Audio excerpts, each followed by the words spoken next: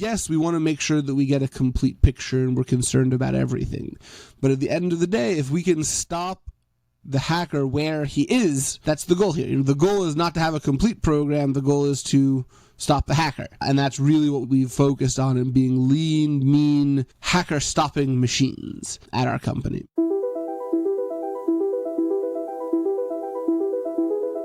Welcome to Cybersecurity Heroes, an Iron Scales podcast about you, the heroes of cybersecurity. You're about to hear and learn practical and experiential knowledge in our conversations with CISOs, security directors and architects, SOC analysts, and other InfoSec stars so we can become more cyber resilient and safer together. Let's get into the show.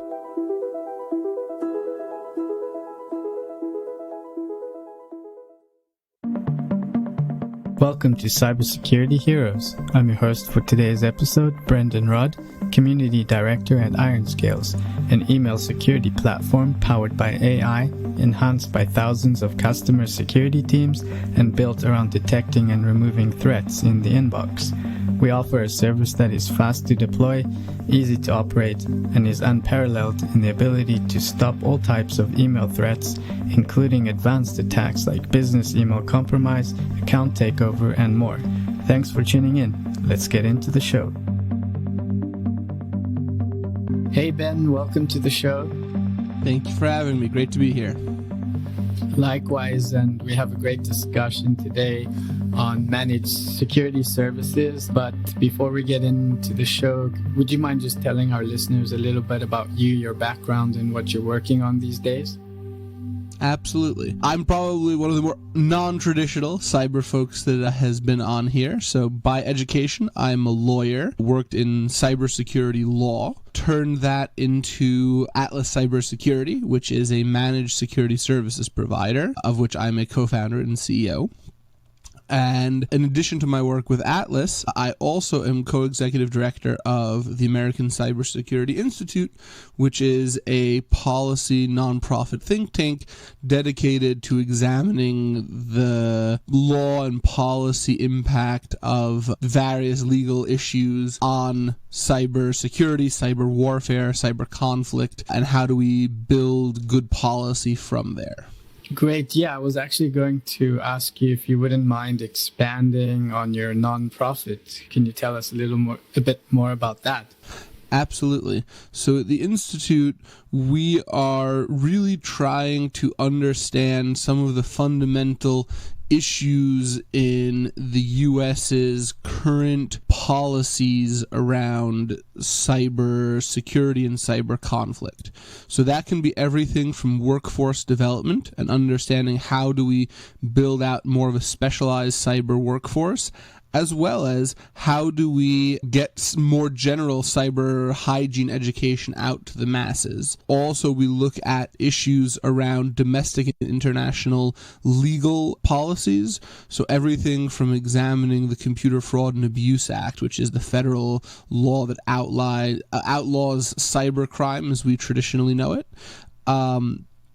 as well as how do we shape and develop international law in a way that's conducive to the U.S.'s interests. What policies do we want to enact so that we don't get a Wild West that China or North Korea or Russia would like, but we get a landscape that helps foster innovation, helps foster international commerce, controls the criminal element, and generally leads to beneficial effects for all participants. So that's the work at the Institute at a high level. So you touched on something that I'm quite passionate about and trying to, find solutions to. You mentioned skilling up the cyber workforce. Would you mind sharing any kind of solutions and insights that you may have found that you're applying or lecturing on? Absolutely. First and foremost, I am a big proponent that cybersecurity is not something that you necessarily have to go to school for and learn in a classroom. And what I mean by that, there's nothing wrong with someone that does do that. It is great to get the theoretical knowledge, go into the doctrinal classes, learn kind of those things, and that is great to do. But also, we want to make sure that other people who are involved in various facets of running organizations understand cybersecurity, even if they're not going to be the technical operator, but that they can effectively work with him. For example, at my company, I am probably one of the least qualified technical operators out there. But I understand cybersecurity from a legal perspective. I understand the impact. I understand the role that it plays within a business organization. I can liaise. I know enough technology to be able to effectively liaise with and translate the technical information into more general principles of risk and responsibility and liability, which helps other people who have even less faculty with cybersecurity engage with it and bite it off. So what I obviously we need more cyber professionals, but I also think we need a broader cyber competent ecosystem of professionals who can help facilitate the work that's being done. We need more advocates, not only engineers. And that's a lot of where my work comes in. And really, how do we develop that in the legal community, in the business community, in the PR and crisis communications community? At every level, how do we get people more involved in cybersecurity? And could you share some of those examples of how? So a lot of it is through training. So, for example, I teach multiple courses at different schools around cybersecurity, privacy, and sometimes it's to engineering students in a computer science program. Sometimes it's to political science students that want to go study law or go get their MBA. So there's a lot of different places where you can bring in that kind of cyber hygiene competency element. In addition to that, I think that certifications are also a great way for people to start dipping their toes in. Now, I'm not one of the people that says you need to have 6 certs in this thing and do all those. But if you are someone who maybe doesn't want to go to a 2 or 4 or even longer university program around cybersecurity, going to get some certifications and getting some knowledge on those issues, training them up and getting those certs in shows a level of dedication and a level of competency that becomes very appealing for the professional community to engage with you on these issues.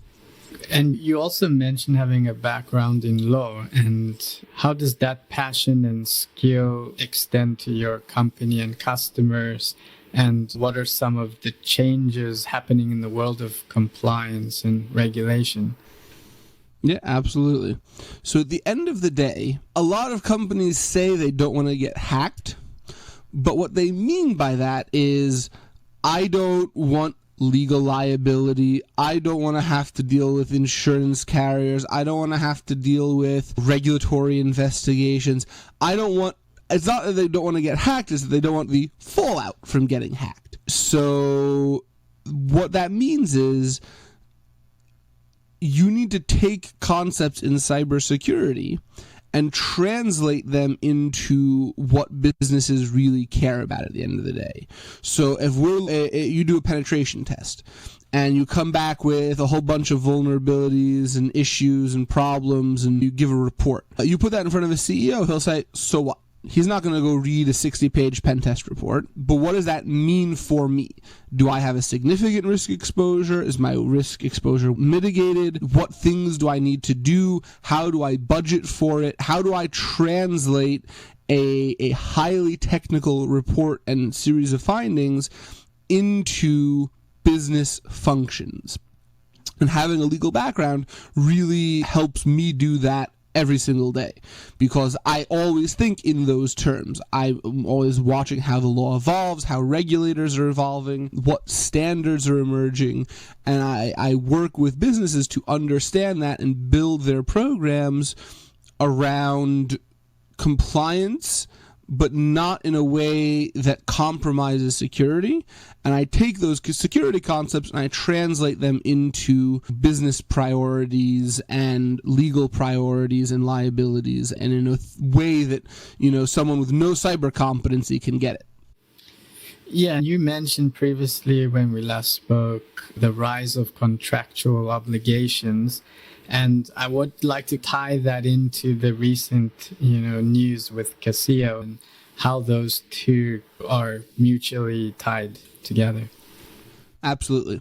So one thing when you look at the regulatory landscape today, the legal landscape today, the most cybersecurity related rules and laws and regulations still center around privacy. That's not true for all of them. There's the New York Department of Financial Services regulation. There's the Cybersecurity Maturity Model certification. Things are percolating in a more security-oriented way, but still we take a privacy-first approach to security. But that's not entirely true in the kind of private relation of businesses. So if I want to do business with you, I can give you a contract that says I want to see you comply with the NIST cybersecurity framework. Even though you would be under no legal obligation to do, no regulator is going to knock down your door, that private contractual relationship is incredibly strong, particularly if I'm a big client of yours, or particularly if, let's say, I am a consulting firm and all of my clients are banks. Maybe all the banks want to see my SOC 2 certification. And now if I want to continue to do business as a consulting company supporting banks, I sure as heck got to get my SOC 2 in place. Otherwise, I'm not going to be in business much longer. So this private contractual relationship can become a critical tool for supporting a more robust industry approach to cybersecurity maturity. And I think that segues perfectly into it, if I can keep going here, Brendan, into the news over the weekend with the Casio cyber supply chain incident. And just to recap for everyone, so Casio is a technology company that makes a remote management and monitoring tool used by MSPs. And basically what happened was REvil, a cybercrime syndicate, was able to compromise Casio's production tool and source code, and they were able to implant themselves into that and develop capabilities within Casio's tool. So when Casio pushed an update to their MSPs of this RMM tool, they were then able to turn around and compromise MSPs that were using the tool. And then from that compromise, they were able to compromise, I think now the count is between 800 and 1,500 businesses around the world. So huge ripple effect. And what's interesting is it's the supply chain. The MSPs weren't hacked. Their security posture wasn't affected. It was Casio's. The companies weren't hacked. Their MSPs weren't hacked. It was this kind of iterative supply chain attack that's incredibly difficult to detect, incredibly difficult to interact with, but I guarantee you now all future agreements are going to include provisions around secure software development, testing of security updates, and issues around who bears what liability when. I guarantee you there are going to be many lawsuits coming down the line now from all of the impacted companies suing everybody. And courts are going to spend years figuring out who bears what responsibility, which insurance carriers. There's just a mess and hodgepodge. And as that crystallizes and we understand who bears what responsibilities, we're going to see agreements between all three of these kinds of entities include new provisions to protect and push off certain responsibilities, and these contracts are going to get significantly adjusted in light of these kinds of supply chain attacks. I guess the $1,000,000 question is, could this attack have even been prevented? Because to my knowledge, it was exploited through a software update. So different entities had different ways that they could have potentially mitigated the impact of the attack. Casio maybe I don't want to speculate here. Everything here is still evolving, so we don't know. But I don't know what Kaseya's software development lifecycle looked like. I don't know how they pushed and tested updates and what kind of visibility they could have had into something like this, but there might have been something there. MSPs, in terms of testing updates and monitoring what's happening at their client sites and at the client level, my understanding is that the attack through the tool that was used, that was compromised, did not actually compromise the organization, or it did. It disabled Windows Defender, and it provided command and control infrastructure for the attacker to attack.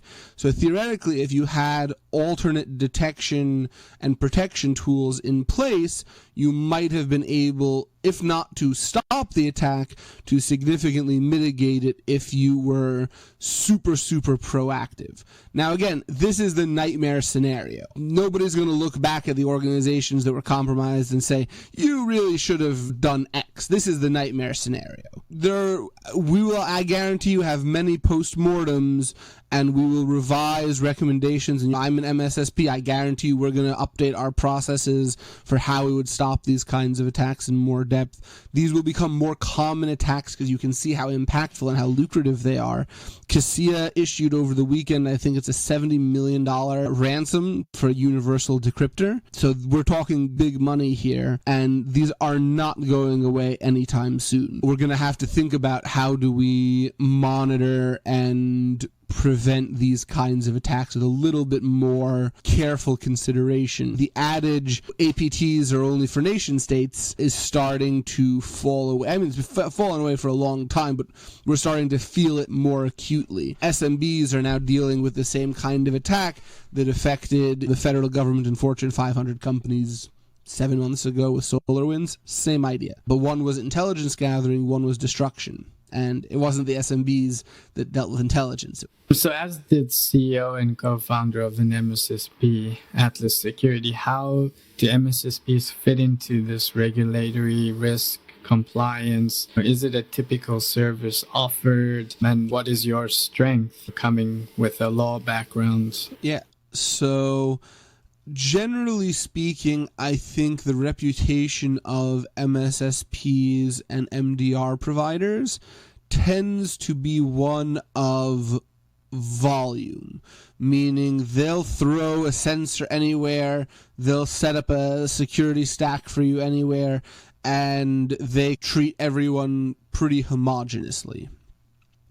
And they'll apply their threat intelligence, their analysts will do the work, and I can't blame them for that. That's an effective deployment of the kinds of technologies and services that MSSPs and MDR providers provide.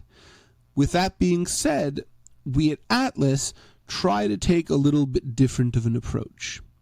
We try to understand our clients' landscape and context, meaning who are they, what are they doing, what regulations apply, what liabilities can be present, what's their supply chain look like, and we get that context, and we still provide a very similar service across all of our clients, but wherever we can leverage that additional background, that additional context to provide a richer service, we always do that. For example, when we're working with DoD clients, under the latest DFARS regulation, which is a Defense Federal Acquisition Standard, you have to notify the DoD of a cyber incident within, I believe it's 72 hours now. And we're aware of that requirement. And a lot of the smaller businesses that we work with may not be aware of that requirement. So we help provide that backstop of understanding their regulatory requirements when they might not. So we try to enable them. We give them all the information that we can. We help support when they want to update policies and procedures and build out their program. We always support that. But at the end of the day, we also try to keep in mind what kind of requirements and obligations they have so that we can help be a little bit of the the bumpers in the bowling alley, keeping them out of the gun. And I think that's something that we're very proud of as a company, particularly when we work with smaller entities. If you're dealing with a Fortune 500 company or an AmLaw 100 law firm, they've got their approach pretty good and they're looking for something pretty specific. But a lot of businesses that don't know what they want look at an MSSP as, this guy's my guy now, and we try to really live up to that and help them at multiple levels with their security program. What are some of the different MSSP models, and why is it important to know the differences? So I think the two main models that kind of distinguish themselves are traditional MSSP, where you provide as complete a security stack as possible. Meaning I'm doing your network security through your firewall that I deploy. I'm doing endpoint protection. I'm doing SIM and SOC services, and everything is going through my ecosystem. And there's a good reason for that approach. When you can standardize and gain experience on a specific stack, you can become far more deft at getting everything together, building rules, and scaling security. And that's one approach. We have the occasional client doing that. What we've seen as a big area of growth for us has been the lighter touch managed detection and response service. And that can take a couple different forms. That can be at the network level, the endpoint level. It can be both. Cloud is becoming an increasingly important area. But the idea of the MDR service is we use your entire stack.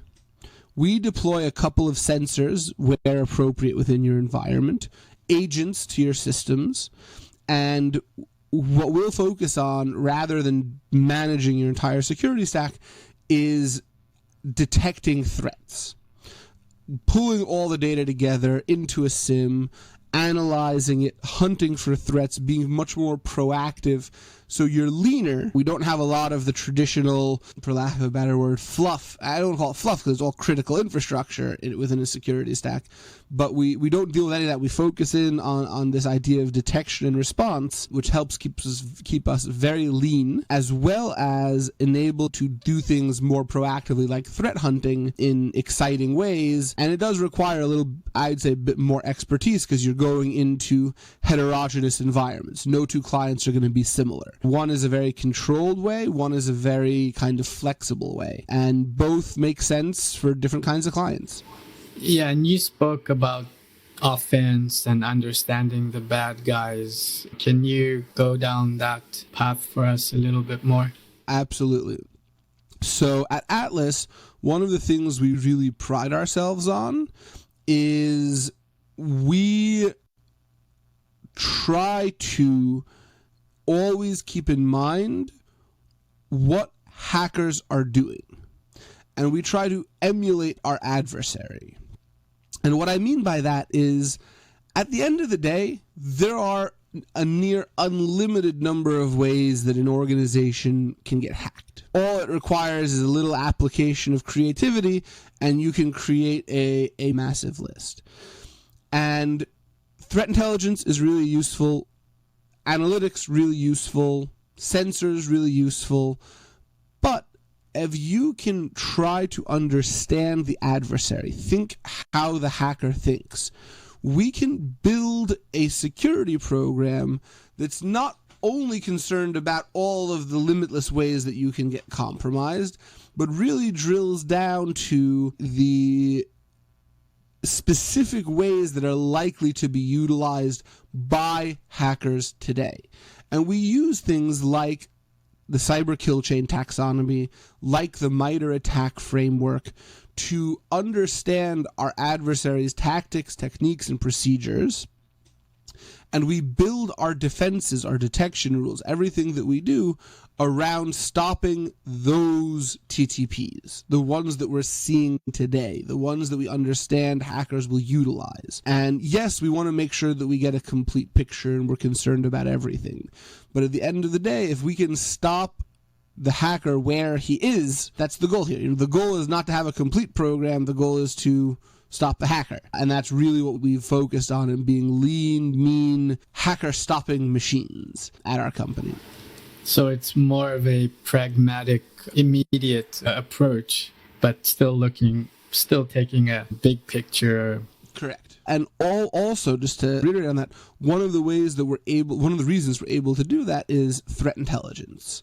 That we're monitoring what people are doing. So we're always changing up our defensive processes because our defensive posture is driven by the intelligence that we're getting. Every day we're always trying to orient ourselves towards today's threats, and that enables us to be really flexible and always be evolving our focus to what's actually happening on the ground. We build out rules and detection sets, and we focus on making sure that we can stop what actually affected the company over there today, not what affected this other business 6 months ago, because what happened 6 months ago, it may be an entirely different landscape today. Cybersecurity Heroes is brought to you by IronScales, an AI-powered, self-learning email security platform that helps security professionals proactively prevent, detect, and remediate phishing attacks in a matter of seconds, not hours or days. And we have an exclusive offer for our podcast listeners. Discover dormant phishing threats in your organization's mailboxes. Get a free 90-day scan back with a detailed report. Integrate in seconds with 2 clicks via API to Microsoft Office 365. And see what your current email security is missing. Go to ironscales.com/free scan to learn more. And what would you say is the difference between traditional pen testing versus your approach? Penetration testing is a great tool, and it also tries to capture that think like a hacker mentality. It's how would a hacker target and compromise my organization? But at the end of the day, in a pen test, you get a really useful static report, meaning this is today, based on the information we have about your environment, and we were able to scan and test and validate and exploit. This is what the information that we have. Our approach is making that information dynamic, and it's not going to be as rich because we're not testing your environment. We actually offer red teaming as a service, but unless you've gotten that, it's not going to be as intensely interrogative of your environment. But it's the same idea of how is a hacker going to attack your kind of organization based on the information we have, but we do it every single day. We turn that information of how do I hack a company into how do I protect the company. We try not to we always want to help them fix problems, patch issues, but we try not to think of it as putting a singular fix to a larger issue. We try to actually address the systemic detection deficit that we see at a lot of organizations. And in your opinion, what is the common denominator for why companies get hacked? There are lots of them. I think the simplest encapsulation is people get used to the way that they do things. Security becomes static, set and forget. I've deployed my tools are working, I'm going to leave it there and walk away. We've seen times when people haven't reviewed logs within their environment for 2-3 years at a time, and that's a really bad thing. I'd much rather a less fancy tool that has a lot of really cool add-ons, but also have a human being proactive on a daily basis in the environment, using maybe some open source tools that don't work as perfectly to getting it done. That's the consideration for us in terms of how we deploy, is how do we move away from static set and forget where security goes on the back burner. We always ask, how do we keep pushing security to the forefront of the organization's culture? We also spoke about some other common, misconceptions and failures relating to having too many tools versus just doing good security. Do you have anything to add to that? Yeah, absolutely. Tools are great. I don't want to, say that tools aren't really useful, but a lot of times people think that tools can be put in place of people and processes. It's a balance. You need people, process, and technology. And buying the sexy new tool that you saw at a conference isn't going to solve your cybersecurity problem. Putting in policies, changing the culture, training employees, and also getting some tools. I'm not saying not to get that, whatever tool it might be, but making sure that everything comes together to build a program is really critical. It doesn't sound fun. It sounds really boring. That's how you do it. You make sure everything is done in moderation, with careful consideration, and you evolve your program in phases, bringing the things together. If you have a really good tool that does really great stuff and no one knows how to use it, it's not very useful for you. But you want to make sure that the people know what to do, know how to do, know why they're doing it, and that they have the tools that enable them to do it. Speaking of boring versus sexy, why does it happen when we know boring is safe and necessary? Look, I don't want to fault our industry, but I think that we have a lot of obfuscation of what products do. You know, at the end of the day, security companies are selling, in most times, to people that may not have a super acute understanding of security. If you go talk to a CEO, he doesn't really get it. So how do you sell him? You can either scare him with fear, uncertainty, and despair, FUD for short, or you can make your product really sexy. Slap on all of the AI badges that you want and talk about how your thing, you deploy this and you'll never have to have a sleepless night again. And that's a really convenient feeling. It feels very good. Oh, I bought this, I never have to worry about it again. No, you have to worry about it. You have to keep worrying about it. And in fact, a really good security program is not called safe. It's called adaptive, that your program can adapt to emerging threats, that you have the competency to evolve and be dynamic and meet the newest threats as they're evolving. And it's a unpleasant thing to say. And it's a hard thing to deal with, and people don't want to do it, so they pick the sexy over boring. But we really have to have a long culture fit conversation with every organization that we work with around why none of this is sexy. When we sell our services, we have the flashy sock, we talk to the people, we do the marketing, but then when we sit down to talk a kind of details, we say, this is not glamorous work. Our people are sitting in the trenches, doing the analysis, building some automation and capabilities so that we can continue to scale this, but it is dirty, ugly work that needs to get done over and over again. And the reason that you're coming to us and outsourcing this to us is because we're really good at it. But it's, digging a trench in World War I. Not fun work, and it has to get done, and you end up full of dirt and mud and worse for the wear, but that's what you got to do. And you have to keep doing it and keep doing it and keep doing it. And you have to figure out ways, how do I avoid burnout? How do I keep the organization's attention? And those are all really hard questions that we struggle with as a company, and we struggle with when working with our clients. And there's no silver bullet of technology that's just going to make it poof, go away. Yeah, it's some great insights. And I know you also talked about frameworks over tech stacks. I'm not sure if you remember exactly what you said. Oh, yeah. But I know you mentioned you would rather have a better understanding of the environment and an ideal tech stack. So I'll let you finish that off. 100%. Look, I love tools. I love tech stacks. It's how we do our work. But if I'm thinking at an organizational level, if I have a limited amount of time, a limited amount of budget, and I want to make the most impact, the first thing I'm doing is a gap assessment. I'm taking something like the NIST cybersecurity framework, and I'm figuring out, where are all of my problems? What don't I have in place? Because once I understand that, and it's not a tech stack answer. It's not that I need to add an EDR. It's that, do I have processes for identifying and understanding my environment, business environment, and context within the organization, risks to the organization?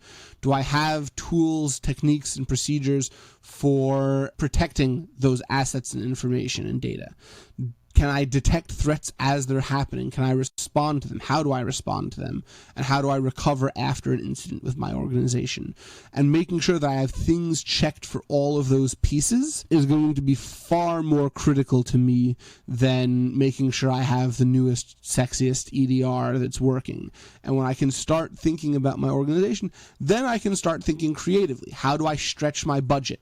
Maybe I want to leverage some open source stuff. Maybe I want to do this. Maybe I want to... There are ways to figure out how to make everything work on a budget. But you can't do that until you understand what you're not doing and what you are doing, and having a really honest conversation with yourself. You can trick someone to thinking that you're compliant with certain programs when you're not, and you can get away with checking a box. But do you really want to do that? Or do you want to have that struggle with it and understand, no, I'm really not doing this at a level that I'm satisfied with internally. So I need to go back and figure out how am I going to fix this. So that I'm a huge proponent in starting with a framework, starting with understanding your environment. All too often, people will buy a tool instead of doing an inventory on their assets. And that, to me, is one of the most ludicrous things that I've ever seen, because you don't know what you have. I don't know what I'm deploying I'm going to deploy this new tool to these 75 systems, but I have these 15 that I forgot about, and I'm just going to leave them bare. Going through those, doing the work is so critical to making a good cybersecurity program. As an MSSP yourself, what can companies do, or let's say, what can you share in terms of advice when looking to hire an MSSP, and now especially in light of what happened with Cassia, what questions would you advise companies to ask?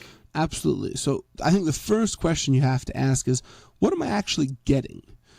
And there's no right or wrong answer to that, but understanding what do you get, because if you go look at the marketing material or the information that a sales guy gives you, it's everything. I never have to worry about security again. I get to go home and this isn't on my radar anymore. And that's not true. An MSSP will provide certain service, understand exactly what you are getting, what you aren't getting, how far are they going to take investigation and remediation. Is it going to be full incident response? Almost certainly not. But will it go back to a state where there's no active compromise detected? Probably.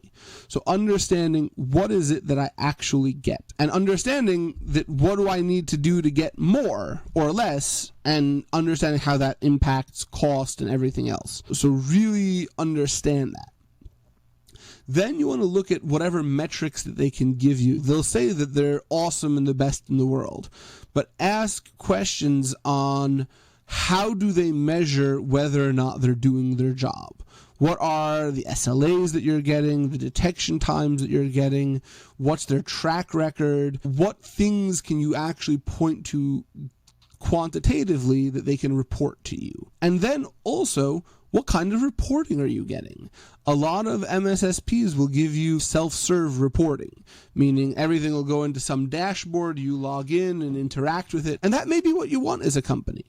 But maybe you also want something that's a little bit more customized to you, a little bit more processed and chewed up for you so that you can go to work on it more easily if you don't really have those internal capabilities to interact with something that might be a little intimidating like a dashboard, even if it looks really cool. So making sure you understand what information you're getting, how is that relationship looking on an ongoing basis so that you know what you need to fix and what you need to address. And then after you hire an MSSP, there are also things that you want to keep watching out for to make sure that you're still getting your value.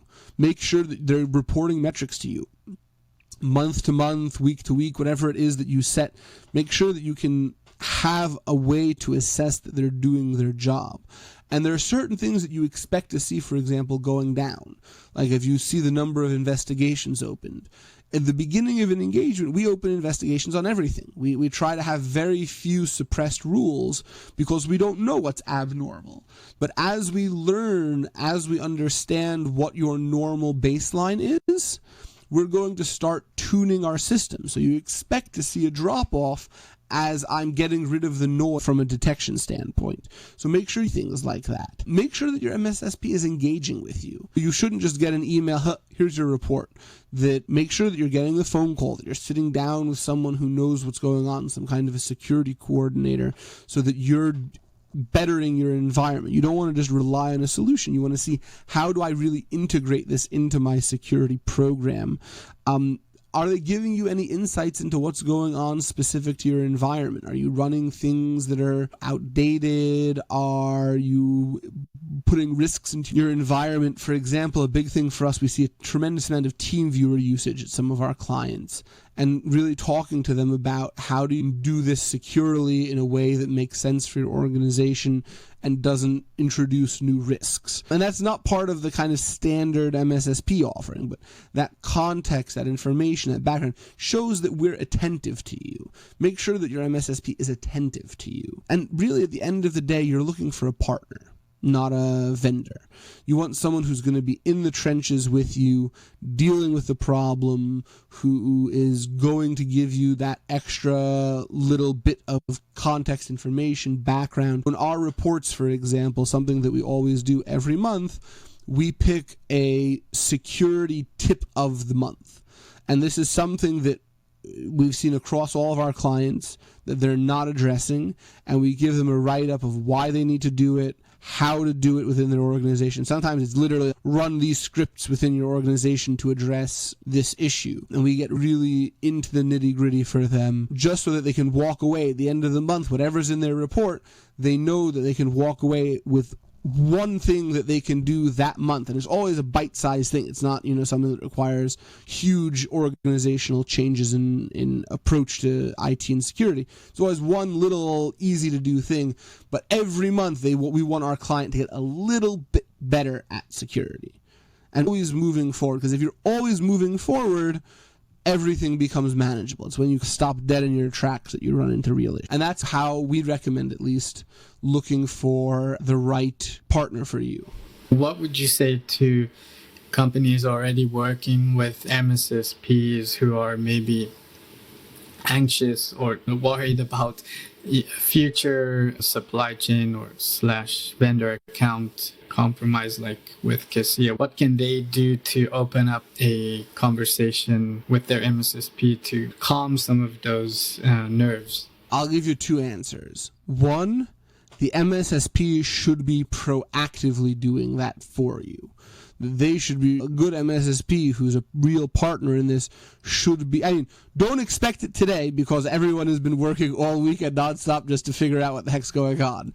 But in the coming weeks, you should be getting communications around supply chain risk management, what you can be doing, how are you assessing your vendors. And if you're not, just reach out. I'm a huge proponent of just send an email, pick up the phone. This is someone who you're paying money to. They should be working to address your biggest concerns. This should be pretty high on the list. So reaching out to them and engaging with them and seeing what they're doing to address this for you is an absolutely fair game question for addressing this. And what type of answers would you be giving on the receiving side?